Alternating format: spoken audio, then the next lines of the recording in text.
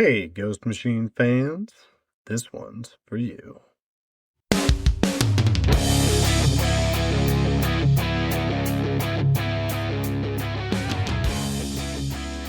Welcome to the Ghost Machine Fans Podcast, episode 97. It has been a little while since we've taken a turn down the path that eventually everyone ends up on, HYDE Street. And hopefully not everyone, let's be honest. But that's right, kiddos. This time around, we're returning to the Horrorverse to learn the origin of sisterhood. I'm Snoggle, and as usual, I'm joined by my partner in crime, Nick. Nick, how are you doing today? I was imagining Crypt Keeper Snoggle. Because I was, not that you would ever be anything like the Crypt Keeper, but when That's Right, kiddos thing, I was, because it's very horror-y, like the beginning of this episode, I imagined, like, remember the Tales from the Crypt? Of course I do. But I think you need to tell our listeners what you put instead of kiddos that I refuse to say. I just put kitties because I think the Crypt Keeper used to say, hello, kitties, right? Or something like that. You know, It just made me think of cats. Oh, well, I put D's, not T's. Hey, you cool cats and kittens. We're getting into it tonight. We are getting into it. We're getting back into some terrifying Ghost Machine content. And I'm pretty stoked about it. I really like this universe. I really like Francis Portella. Mm-hmm. You know, all the things. And we're going to talk a lot about that. But before we do that, as usual, we have a shout out.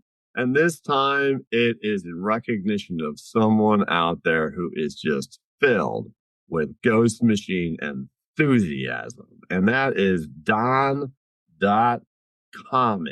That's DON.COMICZ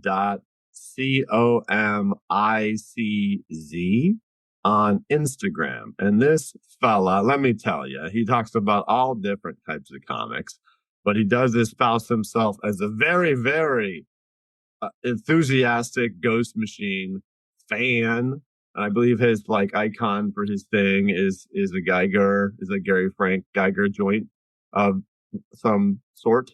And he always is posting positive videos, positive content, and wanted to give him a shout out, recognize him, and let him know that we really appreciate all the love that he sends in the direction of Ghost Machine and comics in general. So way to go, Don.Comics with a Z. Go check it out. With a Z. Yeah. Or amazing. Yeah, that's good how you did that. Very smart. It's like a letterer move. Maybe. Yeah. Something. I don't know. But enough about strange friends on the internet. It's time for the news.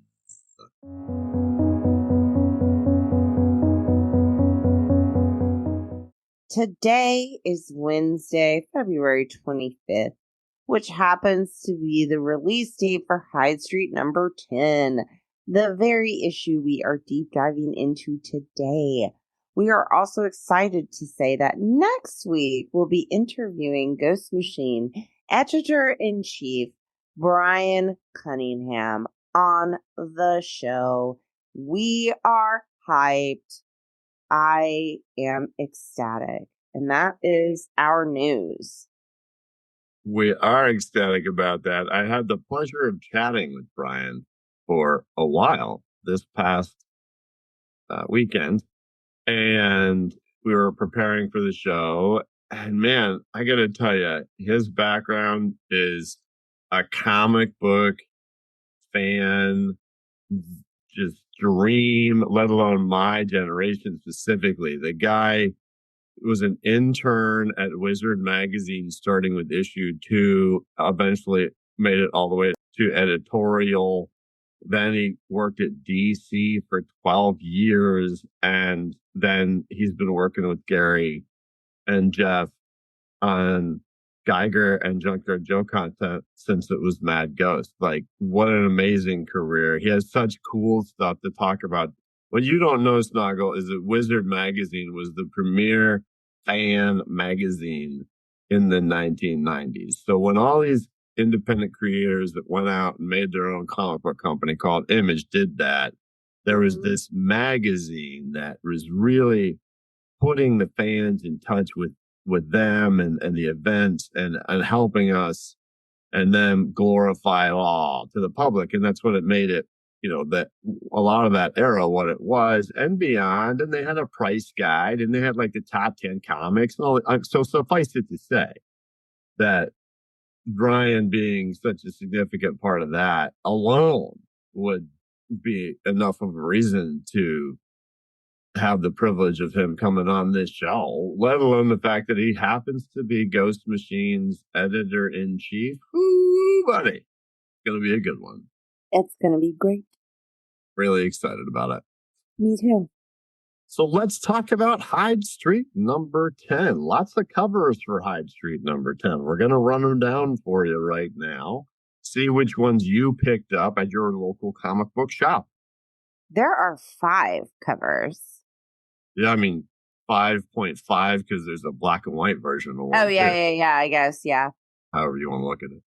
I will say, and Nick can attest, I was like, lots of covers.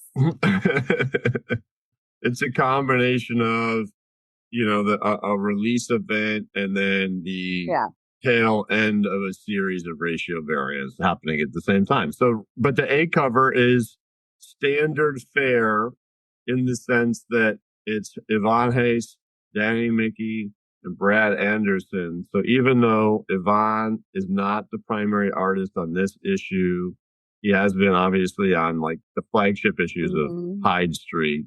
And this is a cover that those gents put together. I like the tarot cards. Those are pretty sweet. It's with the monkey on the tarot card table, yes? You know what Threadless should do? I'm hoping they're listening. We need some tarot card shirts.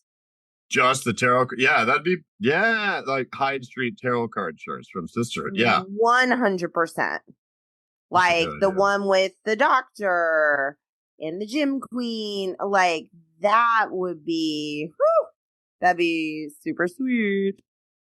It would also be great, although I'm sure there's no economical business model in 2026 for this, if there were a trading card set and the variants were foil versions of HYDE Street tarot cards. That would be pretty cool. That would be cool. It's very specific. That's a specific niche right there. It's not like a Pokemon card. It's not. A t-shirt we will all buy.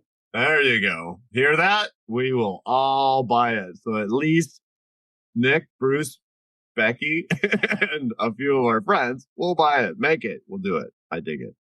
So it's really cool. Yvonne joint there.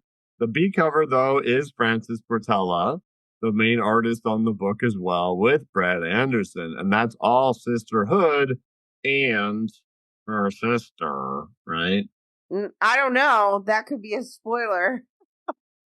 Or that could be another Dove, right? Yeah, sure.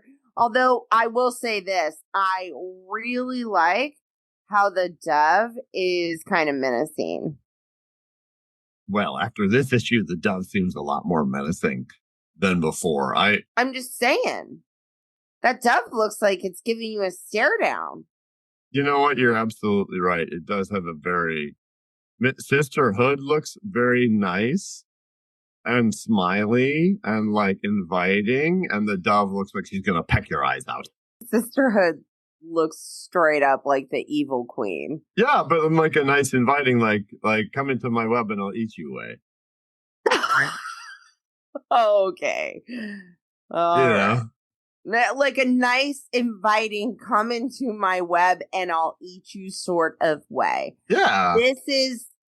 This is why fairy tales exist, because there are people who are like, she looks like she wouldn't kill me. And take my soul and give it to the scorekeeper. I really like how they put her behind the HYDE Street logo and the feather of her sister, like the dove, over top of it. You know what I mean? Yeah. I like that. And all kidding aside, Francis does have a lot of these style designs on Threadless right now. Like there's one for the Northerner, there's one for Redcoat, and there's all these interesting like t-shirt designs where they're not symmetrical, like they come across the shirt type of thing. And they're like they have the negative space or whatever you call it with the black. And people are really digging them. And this is the same style of that. So very menacing dove. Yes. I like cover number 3 because Number 3. and that is by Lee Kosh. Could be one of those. One of those. My apologies, Lee. I know this wasn't the intention, but it kind of gives me Inspector Gadget vibes. Yeah, sure, because of the zapper or whatever. He's got the blaster. Yeah, I felt like that was kind of like a 50s alien blaster that he had in his hand. And I like how it's colorful, so it really sticks out like it's the gadget he's using. But all the stuff behind him is the kind of stuff that he would like keep in his warehouse to sell from his horrible catalog. You know what I mean? Like arsenic lollipops. I like how it says real human skulls and in parentheses only used once. Yeah. Funny. But it's just him with the blaster and some zombie looking type folks. I guess maybe that's what happens when you get shot with that blaster. But I think we've seen one cover from Lee on another Ghost Machine title at one point. But his style of art a little bit, especially like in the face, reminds me kind of Clayton Crane. But that's not the whole thing, but mainly just Mr. X-Ray's face. I really like this cover a lot. I think it's cool. It's a sleeper, right? Because there's a bunch of covers for this, and which ones are people going to remember? You know, the next one is the Bugsy Berry, right?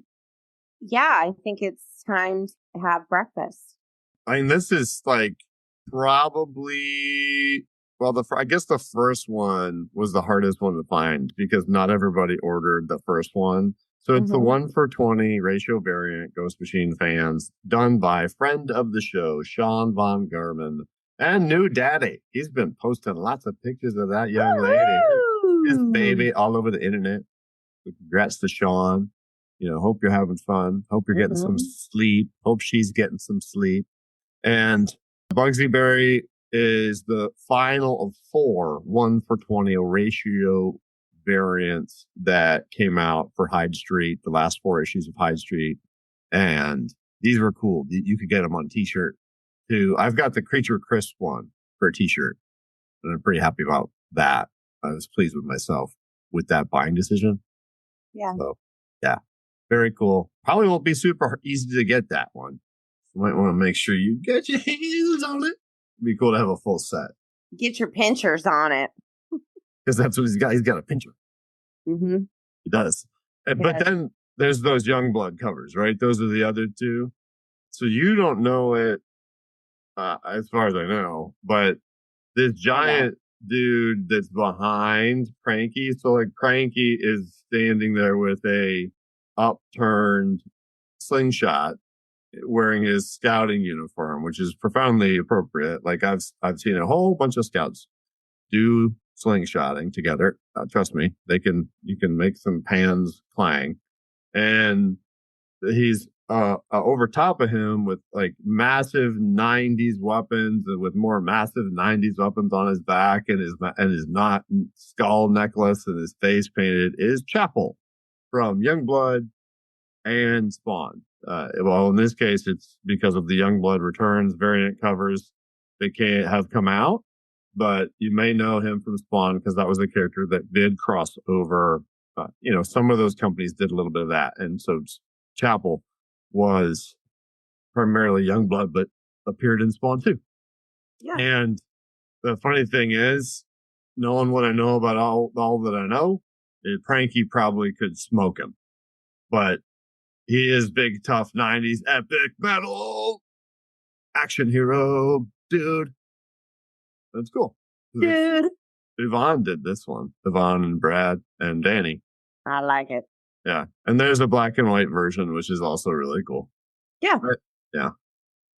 Gotta love a cover you can also try to color yourself and not be able to live up to the standards that we have come to know and love from Mr. Anderson himself. True. That makes me want to get some black and white covers of other books and give them to Bruce. Yeah. Color them. So those are the 1, 2, 3, 4, 5, 6 cover options that you will have if you have gone out to your local comic book shop and picked up your copy of HYDE Street number 10. And that makes this your official spoiler pause for this issue. And now it's time for the deep dive. Snoggle, can you give us a creator roll call? I can. Our creators are Jeff Johns and Ivan Reese. The artist, as we have discussed on this book, is Francis Portela. Our color artiste is Brad Anderson. Our king of letters is Rob Lee. And of course, our editor is Brian Cunningham. Let's go. Brian told me that Brad Anderson and Rob Lee do the very best they can to not be noticed, because when they do their jobs perfectly right, that's what happens. And I thought that was a very cool thing to say, right? I bet they make his job pretty good. Oh, for sure. For sure. And I feel like you've seen Young Frankenstein, correct? Yes, I'm talking classic. I've seen the Mel Brooks, absolutely, yes. Right. Cue the creepy music, because that is everything that this first page is giving us. It's like I can feel the lightning like cracking and it being like, organs and just very, I don't know, Young Frankenstein vibes.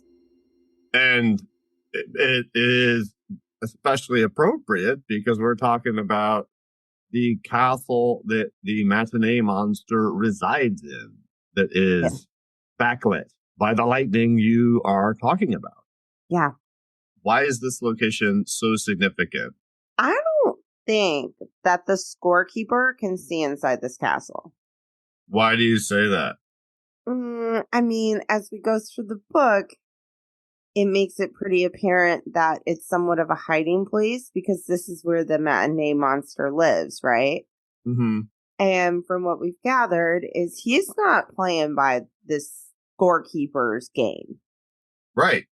Which the Scorekeeper kind of reads like a megalomaniac, where it is his game. So I don't think it's like exactly safe to not follow his rules. So right now, Young Frankenstein,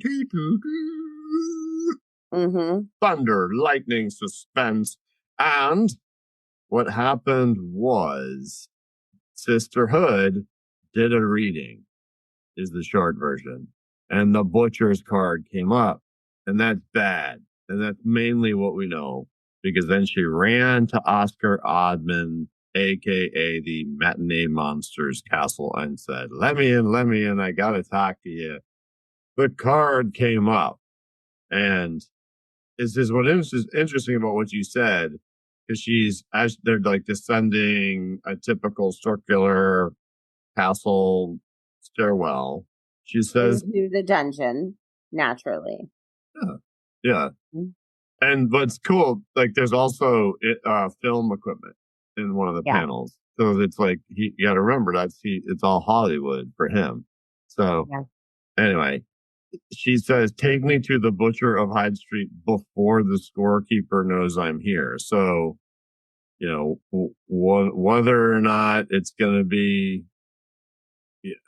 because he can't see in there, or he would notice she was gone, or whatever, I guess that remains to be seen. But this is where her origin starts to get peppered into the narrative. I like that her name is Clarissa because it just reminds me of like Clarissa Explains It All, which is really what's about to happen. But what we learn about her is that her era was 46 years before Mr. X-Ray arrived. And I guess she was like part of this crackdown on tarot card and fortune teller type of people that like everybody said it was like fraud and apparently in her case it was. But she was not. They wanted individuals to say like for amusement only, and I love this because of the look on her face in this. And she looks deranged, which is great, right? Clarissa Hood never dealt in amusement. She dealt in grief. She sold comfort by the inch. And when the price rose, she chose profit over mercy and betrayal over family. Don't ever turn your back on sisterhood. Bum, bum, bum. Yeah, she's mean. She's a mean lady. But we learn more, and there's hints in typical Johnsian fashion. She says to Oscar, "It's happening again, just like last time. The butcher's card turned during a storm." And then they're down at his cell. And we still haven't seen him other than like HYDE Street 11 cover that we've seen him. Might be him. The details I love in these next following panels, these 6 panels after she explains the butcher's card turned during a storm. For me, his speech bubbles being green and kind of weird indicates sickness. Does that make sense? Like a creature of disease. Yeah. Or pestilence. Yes. Like I can imagine his voice being like, when she says, "Is the door secure?" Because her voice is definitely severe and mean.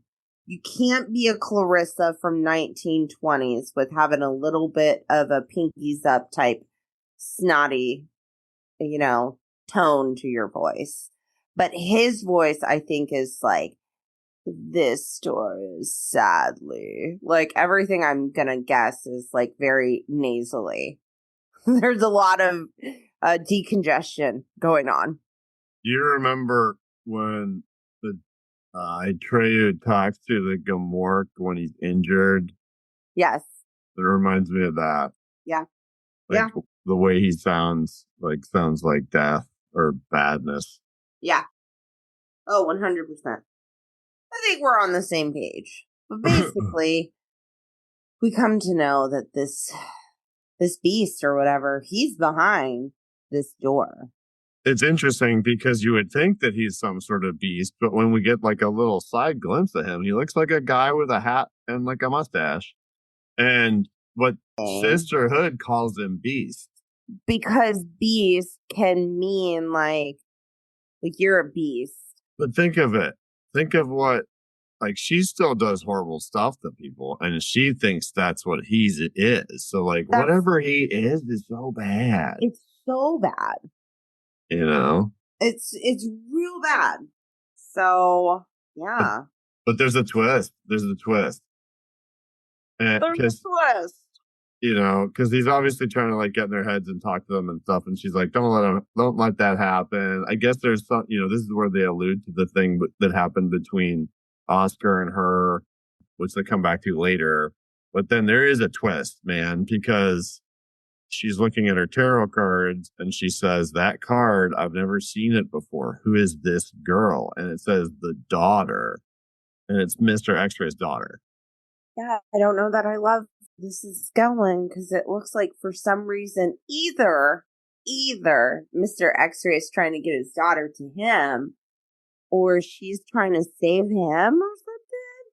That's the way that I read this, because the beast, the butcher, says there's a tremor in Hyde Street, Clarissa, and it's not me. There's a knocking on another door from the outside for the first time. Someone uninvited to Hyde Street seeks entrance.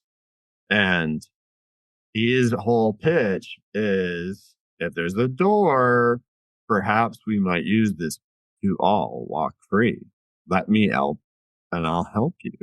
And it's like, he's trying to buck the system, but why? Like, that doesn't make sense to me, because it's like, dude, they won't even want to let you out of a room. They're not going to let you help them do that. If anything, like, you just gave her that idea, but they don't need your help doing it. Like, I just want to know how they keep him in there. There's got to be some sort of enchantment they or might something. need his help because, okay, she's missing a card.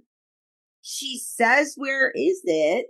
And of course, our lovely Mr. Matinee can't speak, but he does point to the door. And the butcher of Hyde Street is simply like, yes, the card is with me. But I have a question here. Is he like magic or something? How did he get the card? Unless somehow he magically stole it just because she was there. Like, he's got some sort of powers. So I think that question is still up in the air, right? So because we're learning two things. We're learning this whole thing about potentially Mr. X-Ray's daughter trying to get into Hyde Street, and then this guy saying he wants to find a way to use that to get out of Hyde Street. But then she also, in the process, notices she's missing her scout card for Frankie, and that this dude says he has it, and we do see that then. And that what we know now is she doesn't have the ability to use the deck, and he says perhaps the deck will then reveal more about this knocking. We can use it, escape from the scorekeeper, if I give it to you, if you let me out. I like how she calls him a liar, and he said, liars see liars. And she did something. She must be the person who put Oscar there, by the way. Because he says, what you did to poor Oscar. You are a purveyor of untruths. Ask your sister, which is the great reveal that we instantly knew the dove was her sister. Mm-hmm. And all Oscar says, or the matinee monsters, are... So we have seen the dove before, like when she came down the steps in the Sisterhood series, I think it was. Then she did actually talk, like it did specifically talk about how like it was like her dead sister. But Yeah. the difference is that we, up until this point, like I thought it was going to be something like she collects souls so that really she can save that sister who she loves, not like what it turned into on multiple levels. Like, it's pretty intense, man.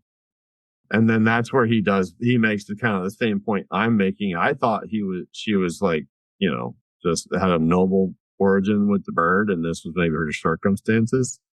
But she says, how your feelings for your sister have altered, how protective you've become.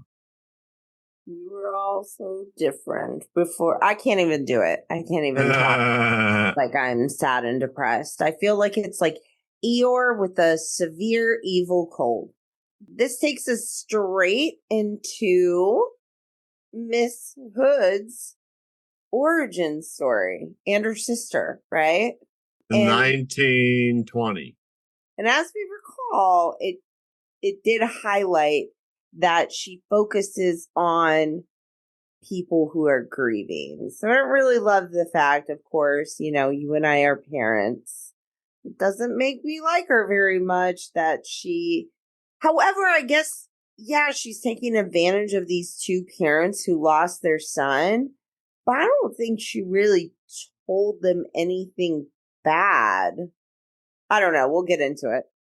What you're saying is that you've got two sisters there, because one of them, and I kind of like how her hairpiece is a little bit birdy, but because it's foreshadowing. Well, it's the 20s too. They used to put feathers on everything. Yeah. and there's a bird on the Oh, table. to be a flapper. So they're doing a reading for this couple about what appears to be their deceased son. And really, to me, her sister, Lucinda, almost seems like legitimately having this premonition where she's talking about like basically like seeing him on the other side and some stuff. But then for whatever reason, sisterhood, like Clarissa doesn't like the direction that she's taking the reading in for whatever reason. Like she doesn't think that they're going to be engaged enough because she wants them to ring a bell. Because I guess that's part of the show. Like they have to ring the bell or the thing won't work. Because she seems very invested that they have to ring that bell. For sure. But I mean, there's some back and forth for a couple of pages where Lucinda is like, seems to genuinely, for someone who's not wanting this to be malicious, because that seems like her intent. Like that's her objection with Clarissa is that she doesn't want them to be. Lucinda doesn't want to like, she wants to be honest. Sorry. I see what you did. I'm imagining gangsters. Hey, pal, I got a date with Lucinda on Tuesday night. Guess what? What do you say, Frankie? The sister Clarissa's coming with me. You don't say. Well, so Lucinda's trying to be honest, and even though she's trying to be honest and with these individuals, like think about it from a grieving parent perspective. He says the fever still burns him, that the air is thin, and he cannot find his mother. He's crying, he's confused, he's asking why he was left alone. I mean, geez Louise, like Lucinda. And I love Clarissa comes in, you can see she's like, shut up. Yet he was not abandoned, Lucinda. Like, shh. So ultimately, it's them wanting him to ring the bell because that appears to have like this special effects thing that happens that triggers when he does that. I think they gotta right? do something. Because, like, I mean, I do think they're getting some sort of reading. Because how did they know? And I mean, they don't go into depth about this. But as, like, the father's like, quote, in darkness, you're speaking of hell. And he's like, what demon do we carry with us if we go through with this?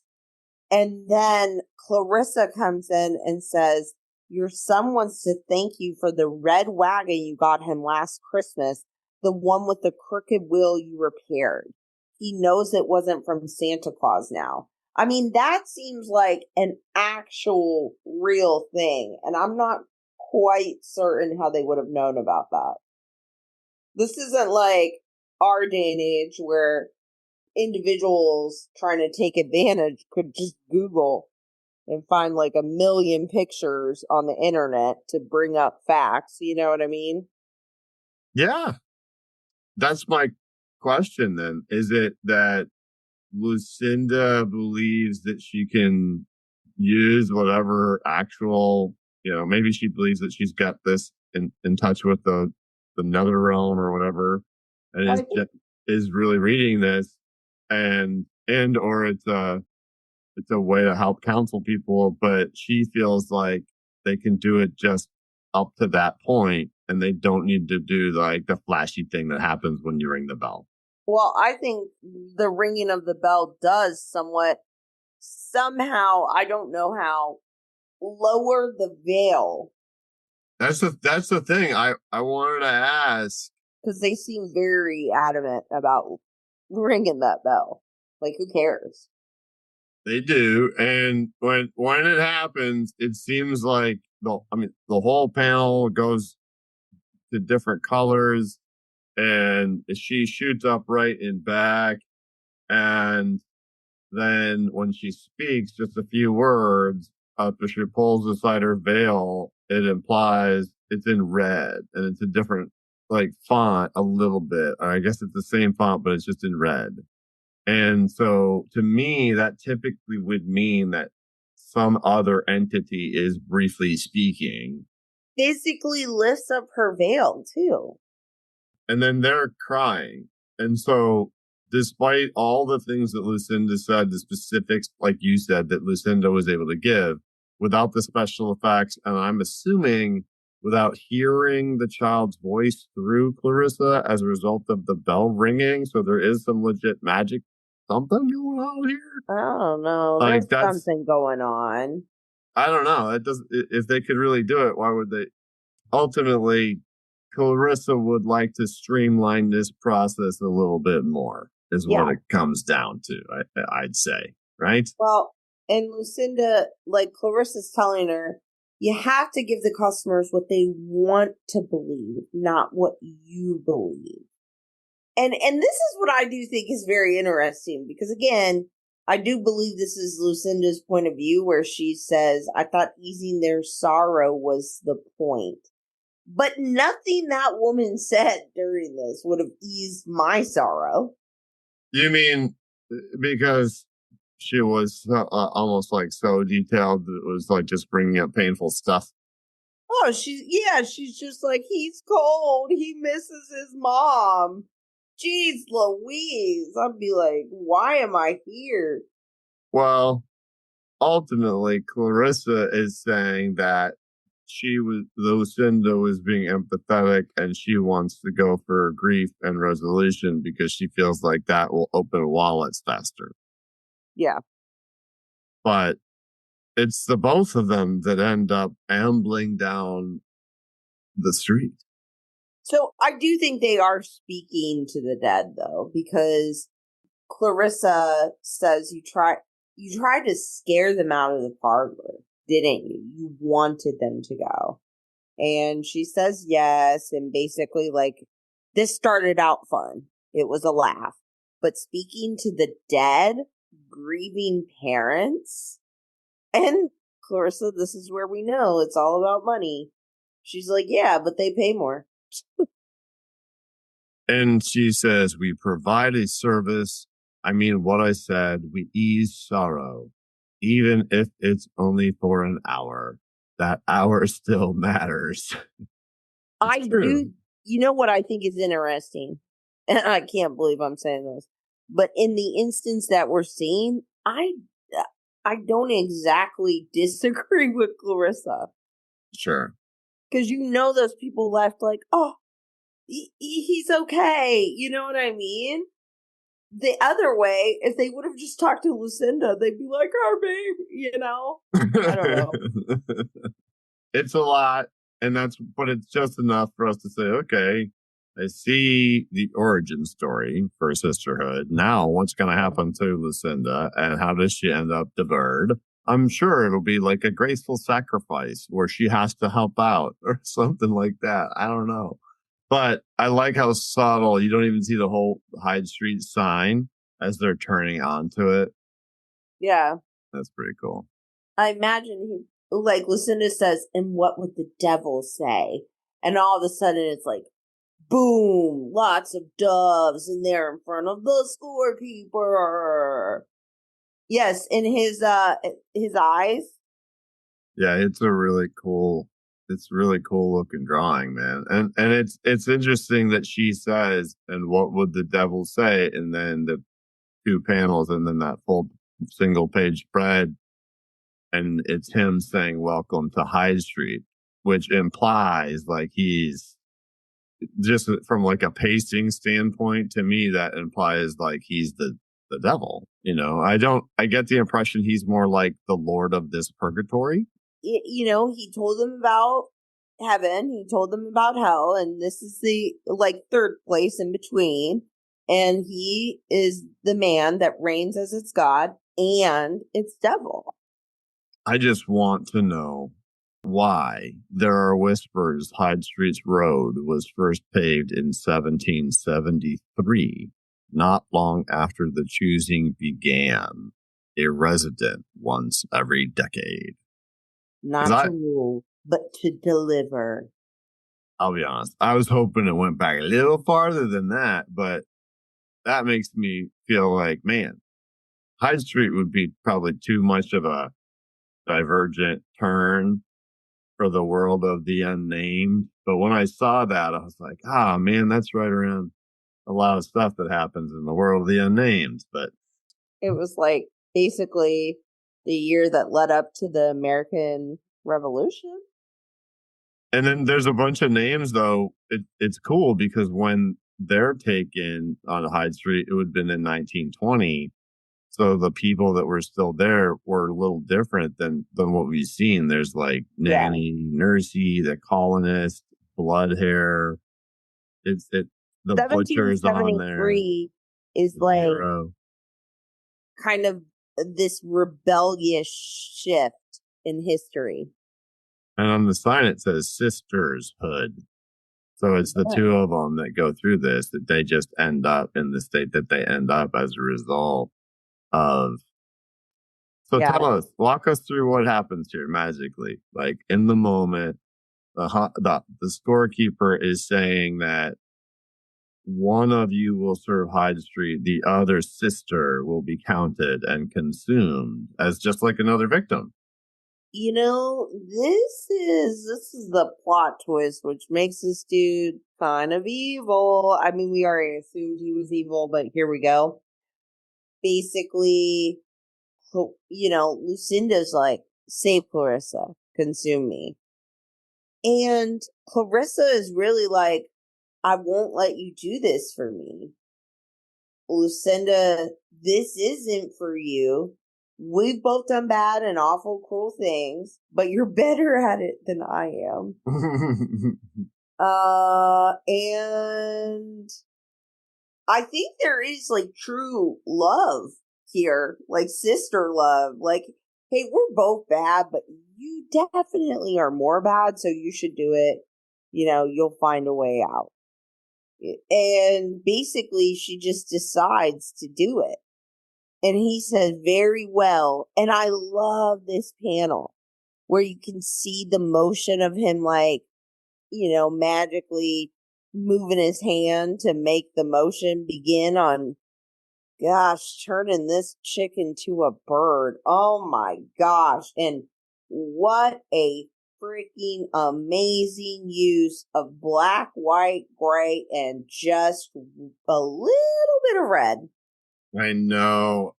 Because when we go to his world or whatever, his part of the realm, it's always black and white with just him talking in red, unless there's a bloodshed. And then you see the blood. And you see it because the bird rips through her. Like you see it because it rips her from her like mouth. Like this is some horrific stuff, man. But it's still, it's not the fact that ultimately it leads to a great, bird that if that's more so the focus. I dig that. But also, like what he's saying though is your sister belongs to Hyde Street now, not as payment, as leverage. This is the scorekeeper talking about Lucinda to Clarissa. She will remain with you while you work, a reminder of what you are capable of. When your service ends, so does she. Yeah. One of the best parts, and I'm just saying, because if this happened to you and you were with like one of your friends or your sister, you would be horrified. And even as evil as Clarissa is, she is looking at what has just occurred or as it's occurring and with that cringe look, and my God. Ha! Yeah, it's terrifying. Yeah. It's super terrifying. So to you, does that mean that he's saying your sister will finally get to die when your service ends? Yeah. She's done. Terrible. Her soul's collected. She's done. So, and that is why she went crazy and got closer and closer to 10,000, and then she slowed down because she doesn't want it to be the end of her sister. Because if she gets to 10,000, bye-bye, Lucinda. Although, you know what? That's her being selfish anyway. If you kept me as a bird, I'd be so aggravated. Like, please. Like, do you understand? Like, they have coagulas. I ain't gonna go into details, but... Yeah, I saw Spies as Disguise. Uh-huh. Uh-huh. Yeah. We know about coagulas. And, well, then after that little origin aside is over and the gruesomeness is done, it's still back to the three of them in the dungeon. Yeah. And he's saying that he can save them all. And he knows, like, the deal with her sister, her origin. And remember, when we've seen the butcher at HYDE Street, his score is always a donut at 0. So whatever the heck it is with this guy that they want to keep him locked up, that they have a pact for, like, it's really bad. And he doesn't collect victims for the Scorekeeper. So I don't know. I really want to know, and we're going to find out a lot more about it very, very soon. I think probably the next issue, but it looks to me like, because she denies him, she says, no, I won't let you out. I won't let you help us. On the very last panel, he says, if you won't open the door, someone else will. And he's holding Pranky's tarot card. Because that's that silly, mischievous scout. And you know what? I feel like I know all of the people on HYDE Street are bad, right? But they're all kind of rebels. They're rebellious. I'm just saying. Yeah. So maybe it does have to do with the Boston tea stuff. It all goes back to tea. Yeah, it makes me wonder why the street was paved then, man. That's so interesting. But we do know the next issue is about the butcher of HYDE Street, and it looks like, based on the stash, that the guy is on the cover in that Red Rain suite is on his cover, and he's got like I don't know, it's a suit, and he kind of has a conductor style hat on. I deign to be wrong about that, but that's what it reminds me of. But it looks 20th century. So it doesn't look like he's been around since 1773 or whatever. But it says, meet the nightmare of the denizens of HYDE Street. So he is the nightmare of the denizens. We want to know why. On sale in March 2026. It's coming soon. It is, and there's a sisterhood bio with a little HYDE Street card in her hand. Did you see the frightening fact? Yes, I did. Clarissa Hood has a complicated history with fellow resident Oscar Oddman, who fell deeply in love with her in 1954, or at least the version of her she showed him. Oh, sad. So that's what that was alluding to. That's what the butcher was talking about. Remember? Pretty neat. Pretty cool. There's the last sentence, though. Well, I'm going to read you the last paragraph, and then there's this separate one, little last sentence. And it's very, like, there's a lot that they put into these if you take your time. Now Clarissa's count nears completion. Other residents whisper that she has slowed, that hesitation has crept into her work. Perhaps she fears the cost of finishing. Or perhaps the greatest con of sisterhood's long career is still in play. Yeah, we'll see. Well, that means it must be still in play, or they wouldn't have put it on there. Dun, dun, dun.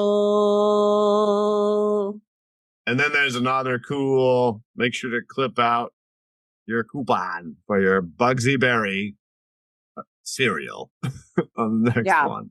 Is in there too. No. Happy to have HYDE Street back in my life. That's for sure. Me too. Yes. And there's also a new ad in here for the Redcoat Deluxe edition, Volume 1, coming out in April. And I really like the tagline. It says, to fix America, we need the right tool for the job. Yeah, it's cool. If you I remember. like it. Because they said he was kind of a tool in previous stuff. Oh, 100%. Great to have the Horrorverse back on a monthly track. And now we have a fantastic mail to wrap up the episode. Would you like to read it? Yes, I would. So this comes from the Facebook group.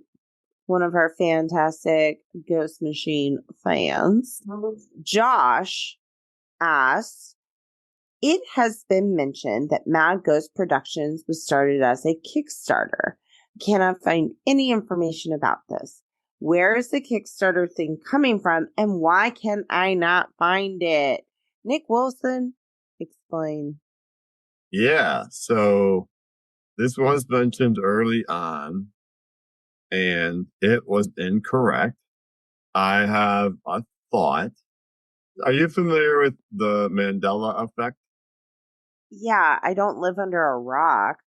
I read the Berenstain Bears, and the Fruit of Loom did have a cornucopia, but continue. The Fruit of the Loom always had a cornucopia. It doesn't have that? No! Apparently not, or so they say. CERN just be messing around with these portals, man. I'm just saying. So, Berenstain, what you just said about Fruit of the Loom, there's a world out there where maybe the first issue of Geiger was a Kickstarter, but apparently not in this world. So I don't know why that was what we thought in that moment. It must have just been something that we read in the very beginning when the material available for most of the stuff was few and far between, and it must have been incorrect information. But I did go back and I did remember that we did indeed say that. And I will say, to Josh's credit, I did respond to this on the Facebook group, which is a great Facebook group. If you're a Ghost Machine fan and you're not on there, check it out. I barely do Facebook, but I'm in there because it's fun.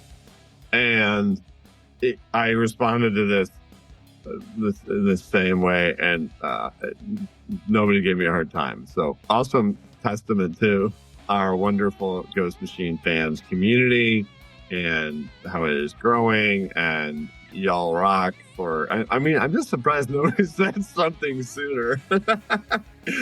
So good on you, Josh. I appreciate that.